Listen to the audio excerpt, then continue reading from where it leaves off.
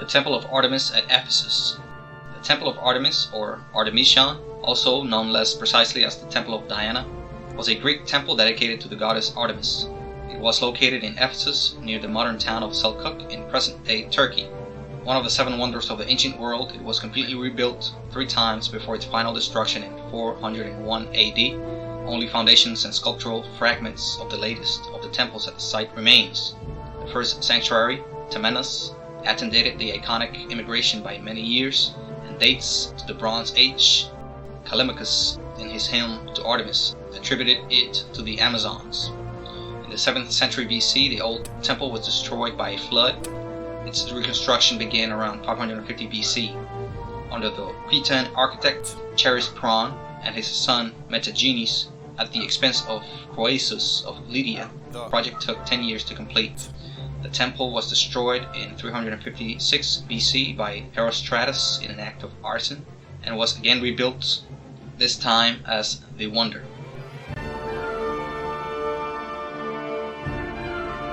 Antipater of Sidon compiled the list of the 7 wonders described the finished temple. I have set eyes on the wall of lofty Babylon, on which is a road for chariots, and the statue of Zeus by the Alpheus, and the hanging gardens, and the colossus of the sun, and the huge laver of the high pyramids, and the vast tomb of Mausolus. But when I saw the house of Artemis that mounted to the clouds, those other marvels lost their brilliancy, and I said, Lo, apart from Olympus, the sun never looked on aught so grand. Location and history. The Temple of Artemis was located near the ancient city of Ephesus, about 75 kilometers south from the modern port city of Izmir in Turkey. Today, the site lies on the edge of the modern town of Selçuk. The sacred site, Temenos at Ephesus, was far older than the Artemision itself. Pausanias was certain that it had antedated the iconic immigration by many years, being older even than the oracular shrine of Apollo at Didyma. He said that the pre-iconic inhabitants of the city were Lalages and Lydians. Callimachus, in his hymn to Artemis, attributed the earliest Temenos at Ephesus to the Amazons, whose worship he imagined already centered upon an image, bredous of Artemis, their matriarch goddess. Pausanias says that Pindar believed the temple's founding Amazons to have been involved with the siege at Athens. Tacitus also believed in the Amazon foundation. However, Pausanias believed the temple predated the Amazons. Modern archaeology cannot confirm Callimachus' Amazons, but Pausanias' account if the site antiquity seems well founded. Before the World War I, site excavations by David George Hogarth identified 3 successive temple buildings. Re-excavations in 1987 and 1988 confirmed that the site was occupied as early as the Bronze Age, with a sequence of pottery finds that extend forward to Middle Geometric times. When a peritoral temple with a floor hard-packed clay was constructed in the second half of the 8th century BC, the peritoral temple of Ephesus offers the earliest example of a peritoral type on the coast of Asia Minor, and perhaps the earliest Greek temple surrounded by colonnades anywhere. In the 7th century BC, a flood destroyed the temple, depositing over half a meter of sand and float sand over the original clay floor. Among the flood debris were the remains of a carved ivory plaque of a griffin and the tree of life, apparently North Syrian, and some drilled tear-shaped amber drops of elliptical cross section. These probably once dressed a wooden effigy, Xenon, of the Lady of Ephesus, which must have been destroyed or recovered from the flood. Bammer notes that though the site was prone to flooding and raised by silt deposits about 2 meters between the 8th and the 6th centuries, and a further 2.4 meters between the 6th and the 4th, its continued use indicates that maintaining the identity of the actual location played an important role in the sacred organization. The second phase. The new temple was sponsored at least in part by Croesus, who founded Lydia's empire and was overlord of Ephesus, and was designed and constructed from around 550 BC by the Cretan architect Chaerephon and his son Metagenes. It was 115 meters long and 46 meters wide, supposedly the first Greek temple built of marble. Its peritoral columns stood some 13 meters high in double rows that formed a wide ceremonial passage around the cella that housed the goddess cult image. 36 of these columns were, according to Pliny, decorated by carvings in relief. A new ebony blackened grapewood cult statue was sculpted by Endoios and Naiskos of House. It was erected at each open-air altar. A rich foundation deposit from this era yielded more than 1,000 items, including what may be the earliest coins made from the silver-gold alloy electrum. Fragments of bas relief on the lowest drums of the temple, preserved in the British Museum, show that the enriched columns of the later temple, of which a few survived, were versions of this earlier feature. Pliny the Elder, seemingly unaware of the ancient continuity of the sacred site, claims that the new temple's architects chose to build it on a marshy ground as a precaution against earthquakes. The temple became an important attraction, visited by merchants, kings, and sightseers, many of whom paid homage to Artemis in the form of jewelry and various goods. It was offered sanctuary to those fleeing persecution or punishment, a tradition linked in myth to the Amazons, who twice fled there, seeking the goddess's protection from punishment, firstly by Dionysius and later by Heracles. Destruction. In 356 BC, the temple was destroyed in a vainglorious act of arson by man Herostratus, who set fire to the wooden roof beams. Seeking fame at any cost, thus the term herostratic fame, the Ephesians sentenced the perpetrator to death and forbade anyone from mentioning his name. But Theopompus later noted, the Greek and Roman historical tradition, the temple's destruction coincided with the birth of Alexander the Great around 20 to 21 July of 356 BC. Plutarch remarked that Artemis was too preoccupied with Alexander's delivery to save her burning building. The third phase. Alexander offered to pay for the temple's rebuilding. The Ephesians tactfully refused and eventually rebuilt it after his death at their own expense. Work started in 323 BC and continued for many years. The third temple was larger than the second, 137 meters long by 69 meters wide and 18 meters high. With more than 127 columns, Athenagoras of Athens names Endoios, a pupil of Daedalus, a sculptor of Artemis's main cult image. Pausanias, circa 2nd century AD, reports another image and altar in the temple dedicated to Artemis, Protothronia, Artemis of the first seat, and a gallery of images above this altar, including an ancient figure of Nyx, the primordial goddess of night, by the sculptor Rhoecus, 6th century BC. Pliny describes images of Amazons, the legendary founders of Ephesus, and Ephesian Artemis' original proteges, carved by Scopas. Literary sources describe the temple's adornment by paintings, columns gilded with gold and silver, and religious works of renowned Greek sculptors Polycletus, Phidias, Chrysilas, and Phratmon.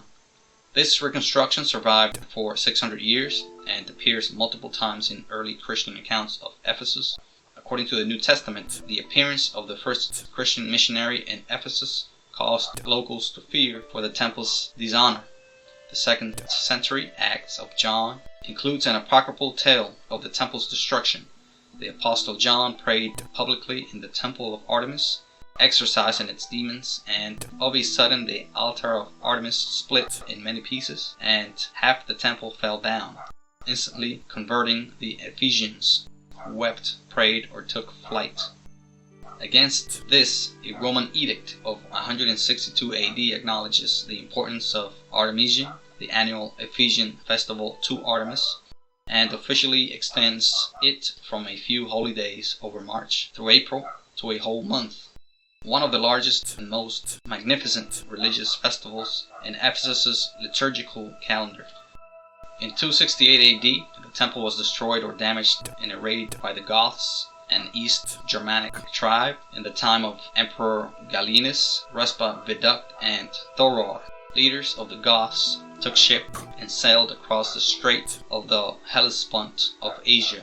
There they laid waste many populous cities and set fire to the renowned Temple of Diana at Ephesus, reported Jordanes in Getica. Thereafter it may have been rebuilt or repaired, but its later history is highly unclear.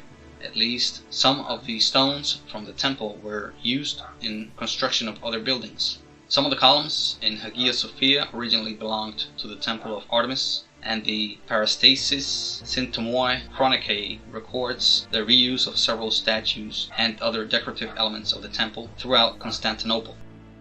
The main primary sources of the Temple of Artemis at Ephesus are Pliny the Elder's Natural History. Rediscovery of the temple.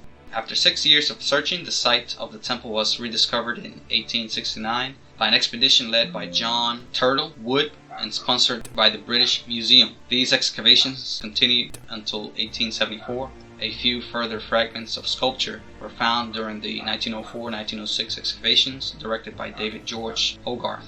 The recovered sculptured fragments of the 4th century rebuilding and a few from the earlier temple, which had been used in the rubble fill for the rebuilding, were assembled and displayed in Ephesus room of the British Museum. In addition, the museum has part of possibly the oldest hoard of coins in the world, 600 BC, that had been buried in the foundations of the archaic temple.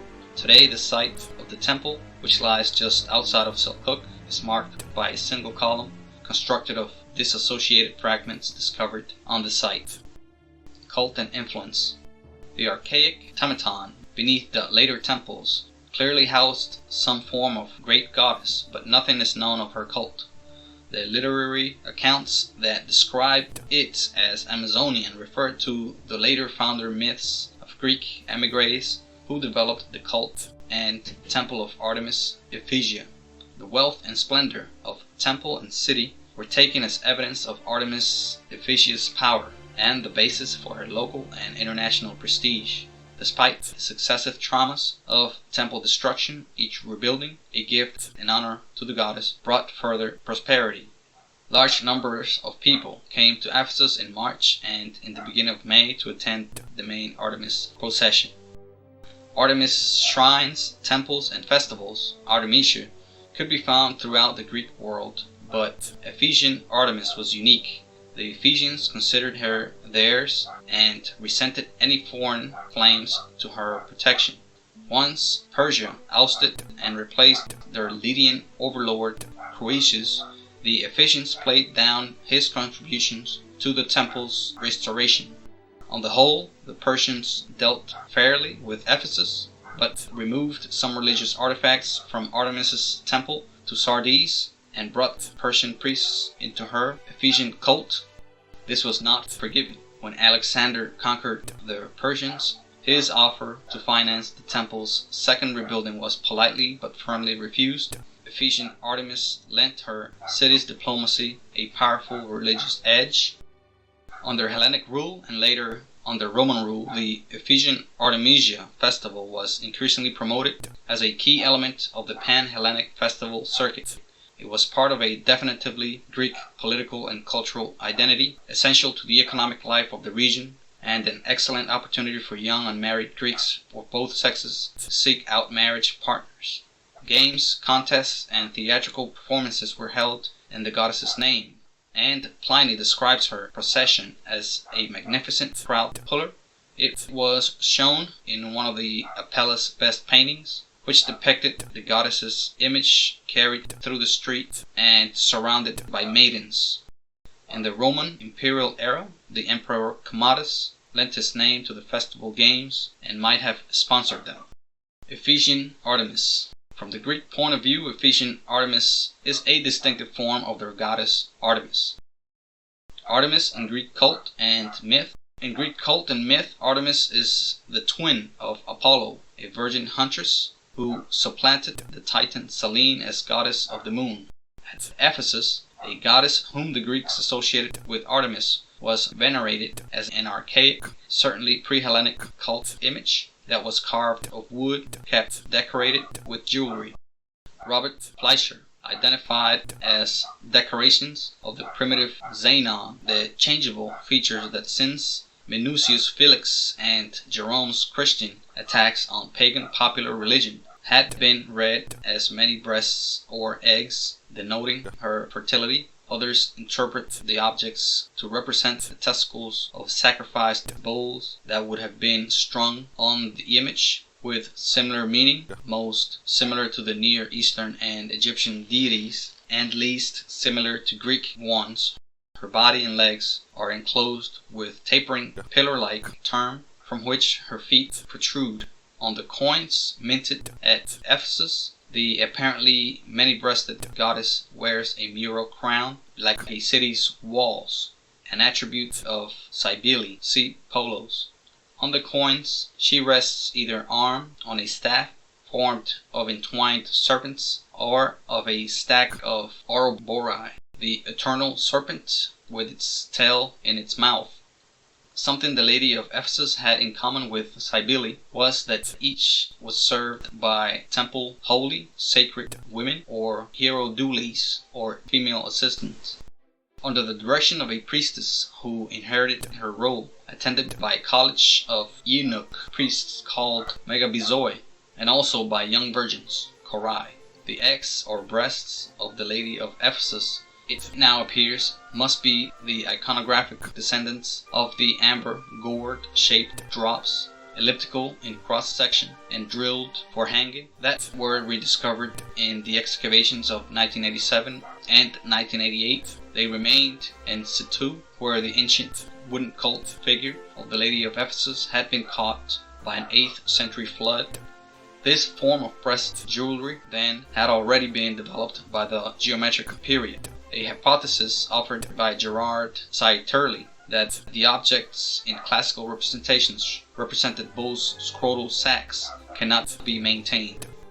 A votive inscription mentioned by Florence Mary Bennett, which dates probably from about the 3rd century BC, associates Ephesian Artemis with Crete, to the healer of diseases, to Apollo, giver of light to mortals. Eutyches has set up in votive offering a statue of the Cretan lady of Ephesus, the light bearer. The Greek habits of syncretism assimilated all foreign gods under some form of the Olympian pantheon familiar to them in interpretatio gracia, and it is clear that Ephesus, the identification with Artemis that the Ionian settlers made of Lady of Ephesus, was slender.